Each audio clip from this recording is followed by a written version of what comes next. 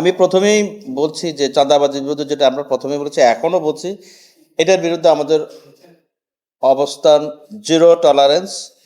এখন সেটা সে যেভাবেই হোক না কেন, যেই হোক না কেন, আপনি বলেছেন পুলিশ যদি থাকে কাউকে ছাড় দেওয়া হবে না।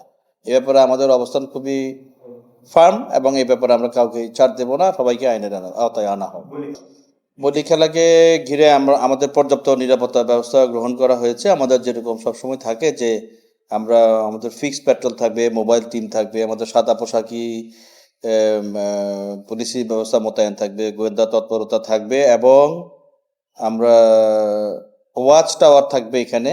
প্লাস হলো আমাদের যে ড্রোন দিয়ে আমরা সার্ভেলেন্স করবো উপরে, যাতে কোনো ধরনের কোনো দুর্ঘটনা ঘটতে না পারে, নির্বিঘ্নে যাতে একটি চট্টগ্রামের একটি ঐতিহ্যবাহী উৎসব সবাই যাতে আনন্দমুখর পরিবেশে এটি অনুষ্ঠিত হতে পারে, সে ব্যাপারে নিরাপত্তার দিক থেকে সর্বোচ্চ ব্যবস্থা আমরা গ্রহণ করেছি।